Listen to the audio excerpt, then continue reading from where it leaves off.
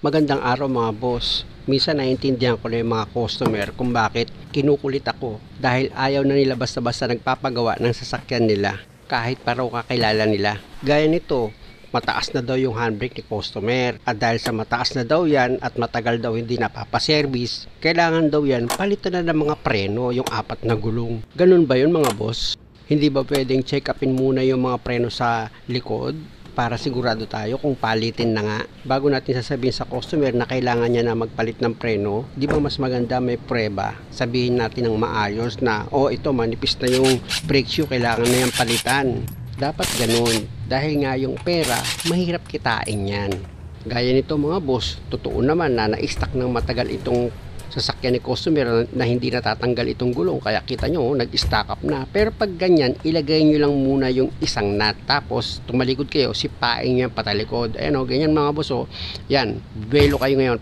Pangalawa, ayaw talaga, bumelo kayo ng malakas. Pangatlo, ayaw pa rin. Pang-4, pang-5, pang-6, bumitaw din siya.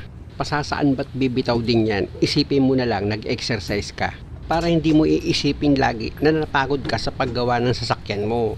Tapos tanggalin mo na yung nut, pati itong gulong. Tsaka ka ngayon kumuha ng ball hammer, paluin mo itong brake drum. Kita nyo, grabe yung dumi niya mga boss, di ba? Pag nakalugyan mga boss, luluwag itong brake drum, pwede mo na ngayon tanggalin yan. Di ba? Natanggal mo na itong brake drum. Ilapit ko muna itong camera mga boss para makita nyo kung paano ko yan gagawin. At kung makikita nyo yung brake shoe, makapal pa. Dahil hindi pa naman yan palitin, gumamit ka ng paintbrush. Linisan mo muna itong brake shoe, pati yung back brake nya. Siguraduhin mo lang natanggal mo maigi yung mga kumapit na alikabok dyan. Pag okay na, dito ka naman ngayon sa brake drum. Ganon din mga boss, kung makikita nyo yung dumi dito sa brake drum, makapal din siya Kasi nga nung pinapalo ko pa lang itong brake drum, nung naglalabasan na agad yung alikabok niyan na kumapit. Tapos gumamit ka ngayon ng papel diliha, lihahin mo itong brake drum para yung dumikit na matigas na kalawang dyan, matanggal nitong papel diliha mo. Ganun lang naman mga boss kung kayo ang gagawa ng preno nyo Pag okay na, dito ka naman sa brake shoe, ganun din. Lilihahin mo itong ibabaw ng brake shoe mo, yung lining niya, para yung tumigas dyan, matanggal. Sa katagalan kasi mga boss, itong brake shoe mo, kumikintab yan Kaya minsan humihina ang preno mo. Kaya nga kung makikita nyo, every time na naglilinis ako ng brake shoe, nililiha ko talaga yan. Para pag nagpreno ka, mas makapit siya. At kung may kaunting budget ka pa, pwede ka naman gumamit ng brake cleaner. Pero kung wala, pwede rin tubig o kaya hangin. Dito kasi sa brake cleaner mga boss, pag may kumapit na malagkit dyan, pwede niyang ma-wash out o kaya may kumapit na langis, matatanggal yun sa brake cleaner. Ganon din dito sa brake drum mga boss. I-spray nyo rin yan ng brake cleaner para kung may kumapit din dyan na langis o kaya malagkit, ma-wash out nitong brake cleaner. Ganun lang naman ang gagawin nyo pag naglinis kayo ng preno After nyo magamitan ng brake cleaner yan, punasan nyo ng malinis na basahan itong brake drum nyo. At pag okay na, kumuha ka ngayon ng flat screw. I-adjust mo itong brake mo dito sa brake adjuster nya. Lang naman mga buso, pipihitin nyo lang naman itong brake adjuster nya, sisikwatin nyo siya paangat para mag-adjust yung brake shoe. Di ba mga boss, napakadali lang naman mag-adjust, tapos isubok nyo na ngayon ipasok itong brake drum nyo. Siguraduhin nyo lang na itong brake drum mo, pag inilagay mo yan, hindi naman siya sobra sa kapit. Dapat napipihit mo pa rin itong brake drum. Gaya nyan mga boss, di ba napipihit ko siya. At kung sa palagay mo, okay na yung pagkaka-adjust mo ng preno, pwede mo na ngayon ilagay itong gulong. Ganun lang mga boss kung kayo mismo ang magdi-DIY ng preno ng sasakyan nyo. Sa pagkabit naman itong gulong, siguraduhin nyo lang na yung nut, maayos yung pagkakahigpit nyo dyan para sa bandang huli, hindi kayo magkaroon ng problema. At kung okay naman na yung pagkakahigpit mo dito sa nut ng gulong, lipat naman tayo dito sa kabilang side. Same procedure lang naman mga boss ang gagawin nyo. Siyempre, una sa lahat, tatanggalin mo muna itong gulong gamit itong impact wrench mo. Basta lagi nyo lang tatandaan mga boss, every time na gagawa kayo, ito paalala lang lagi kayong mag-iingat at tatandaan nyo lahat ng tinatanggal nyong pyesa para hindi kayo naliligaw. At higit sa lahat, tumawag muna kayo sa Diyos bago kayo gagawa ng sasakyan nyo para may kasama kayo.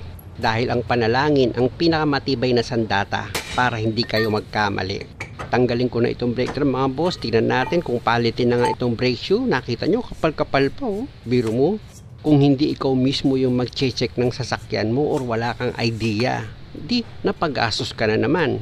Alam nyo mga boss, hindi paninira itong sinasabi ko. Real talk yan. At marami na akong napatunayan sa mga video ko. Yun nga ay dahil sa mga subong ng customer na yung ginawa sa sasakyan nila, pinagpapalitan ng pyesa, pero yung sira hindi nawala. Ganun pa man mga boss, lagi nyo tatandaan, charge to experience na lang. Huwag niyong iisiping balikan yung tao. Kasi minsan may ginawa ako mga boss, kapag gusto niyang balikan yung gumawa pinigil ko lang. Kasi talagang iba na yung plano niya Sabi ko nga, hayaan niya na lang yun. Kasi darating naman yung araw, mawawala rin naman yun dito sa mundo. Kahit ako mawawala.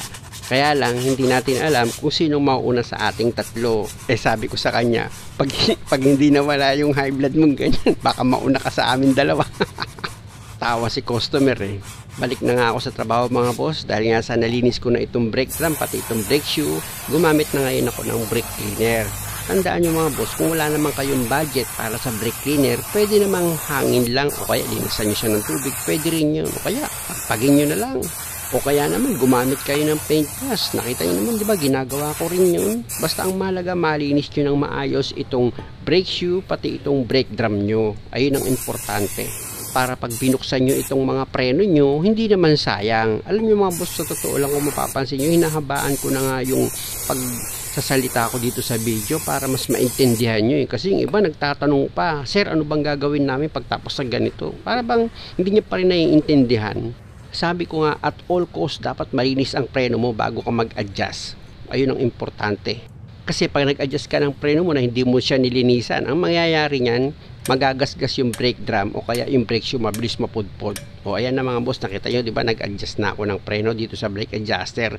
Siguraduhin nyo yung pag-adjust nyo ng preno, ramdam nyo yung kabilang side na parehas sila ng pihit ng brake drum nyo. Hindi masyadong mahigpit, parehas dapat. At makikita nyo naman yan sa gawa ko. Hindi man siya perfecto mga boss, at least malapit-lapit sa katotohanan.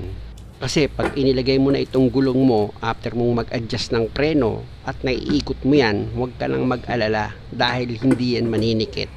Pero pag inilagay mo naman itong gulong mo at pahirap siyang ikutin, mag-alala ka na dahil may possible manikit itong preno mo. At dahil sa okay na yung pagkakagawa mo ng preno dito sa likod, ang susunod mong gagawin dyan, i-check mo na ngayon itong handbrake mo.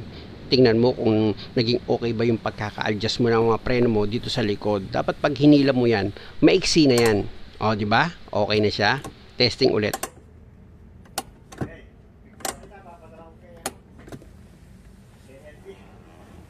Muli mga boss, maraming salamat sa panonood. Sana nakakuha kayo ng idea at kung maaari, huwag nyo naman sanang kalimutang mag-subscribe sa channel ko. Pa-like na rin itong video kung okay lang sa inyo. Maraming salamat.